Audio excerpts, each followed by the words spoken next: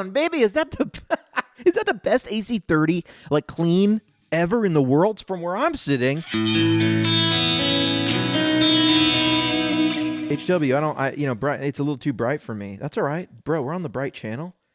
It's this easy.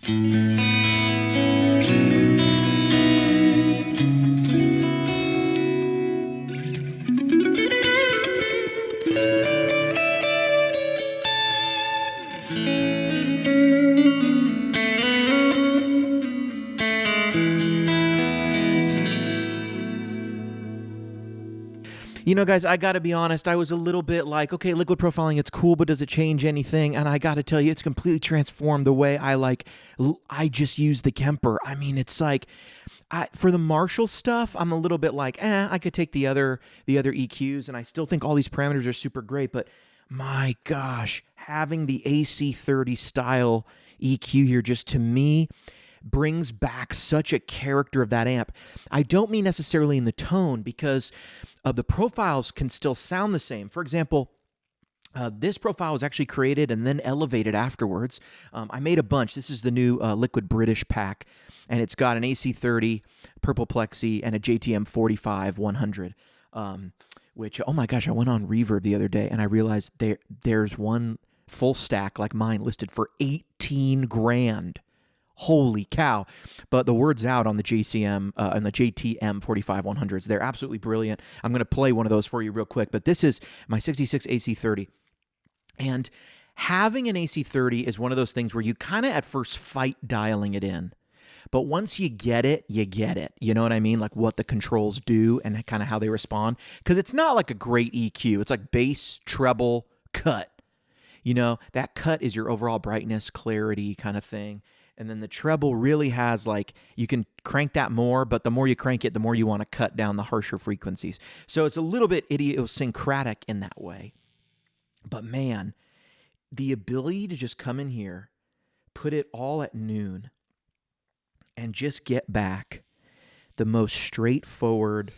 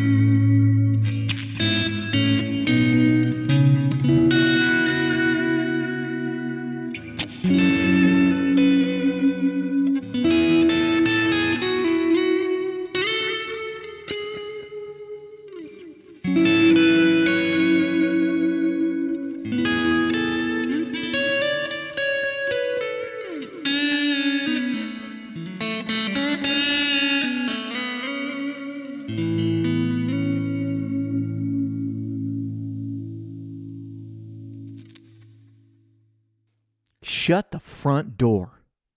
You know what I'm saying? That is just, I love that. And then the ability to jump to just like, I could get uber clean. Like that was me playing light, but I can get uber clean. You know what I'm saying? Uber clean.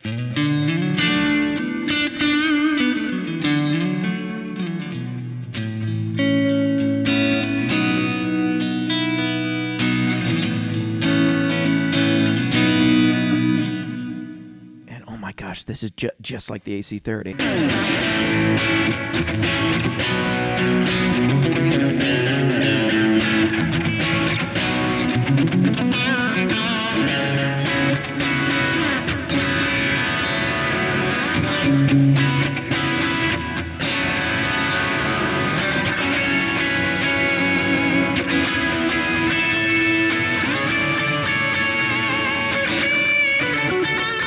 That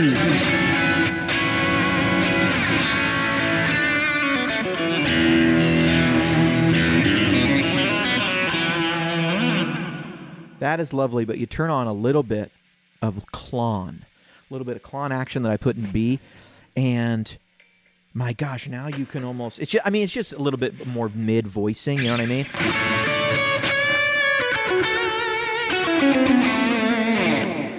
To me, this is where I want to eke up the cut, which I can do, which I didn't have before. I want to eke, sorry, that's eke down the cut. I want to eke up the cut. Like, when I say up, I mean like, I want to take some cut away. I want to cut less. What I really want to do is up the high end. Come right here, because now I have a little more mid-voicing, and I get this type of thing. Oh, this is my tone. This is so my tone right here. I just fall in love with it every day.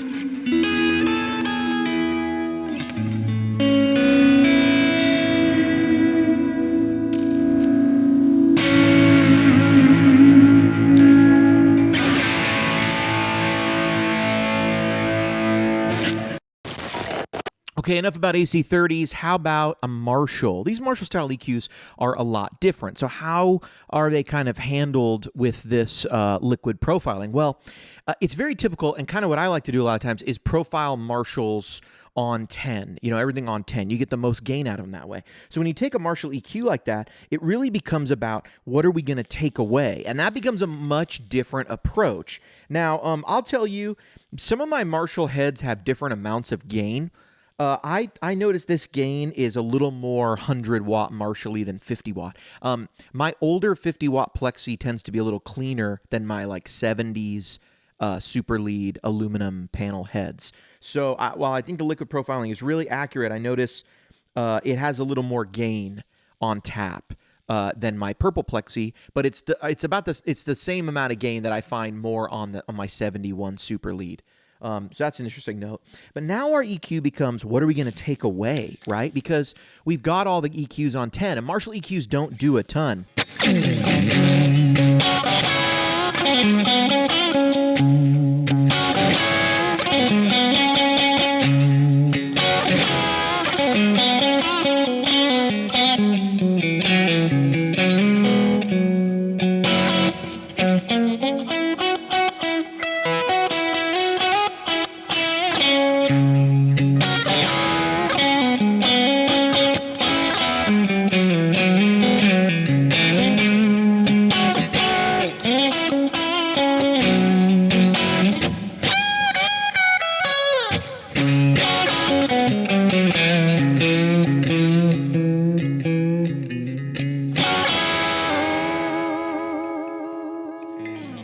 Yeah, that's some good stuff.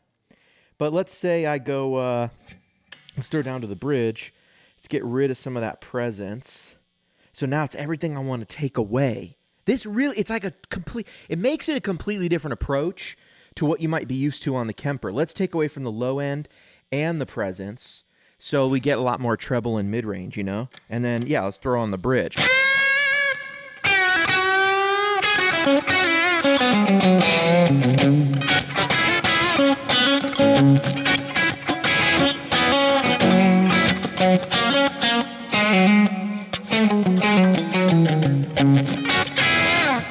Okay, cool. What if I put it on the neck?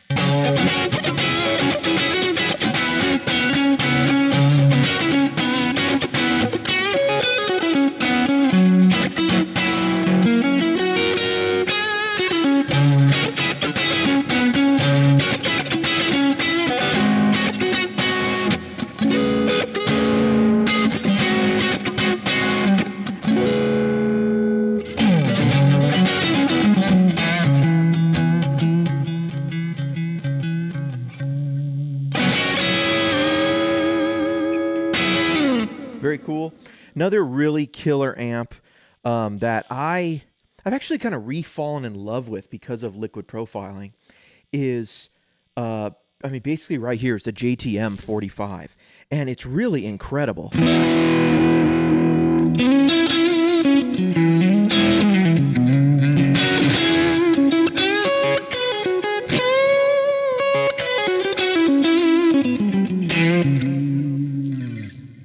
Clean it up, and you have like a really beautiful, really beautiful, just like old school Marshall-y bassman type kind of thing that I just think is brilliant, you know.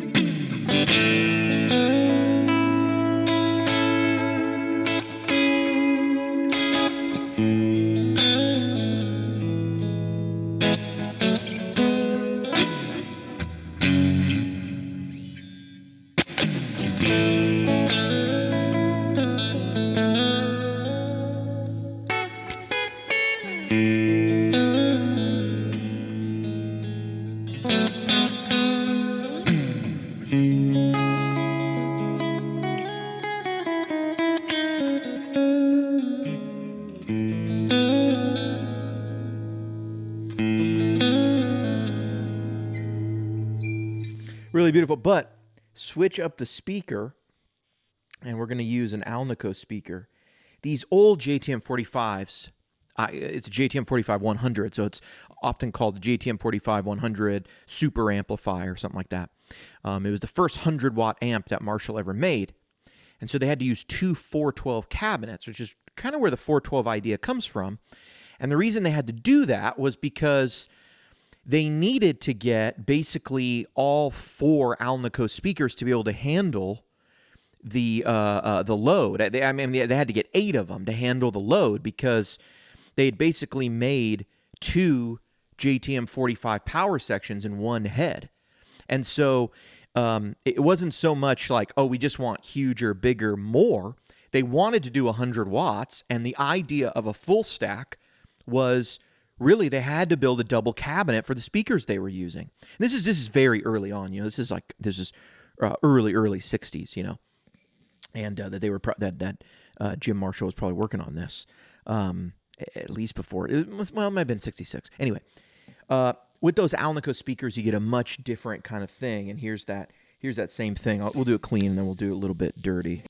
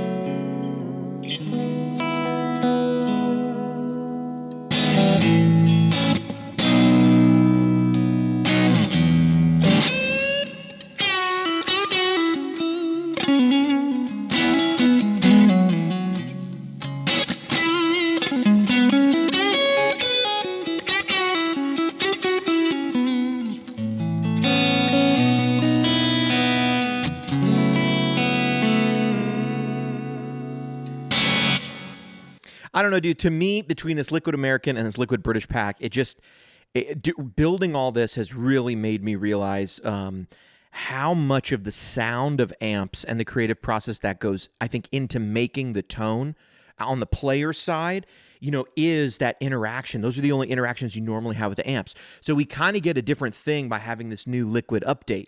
Do they sound better? I think when you start turning the knobs, you definitely get into tones you might not have gotten. You get into tones where you're not relying on the profiler so much to make sure they had the EQ the way you wanted it. And now you can explore a little more of what the amp is capable of. Downsides, I think there's a really great generic EQ and there's really powerful EQs, studio EQ and graphic EQ that I think, probably everyone would do well to just really get to know a lot better than they do. But that's always just, there's always new tricks to learn. There's always new strategies, new approaches to tone. So to me, like these things are freaking awesome.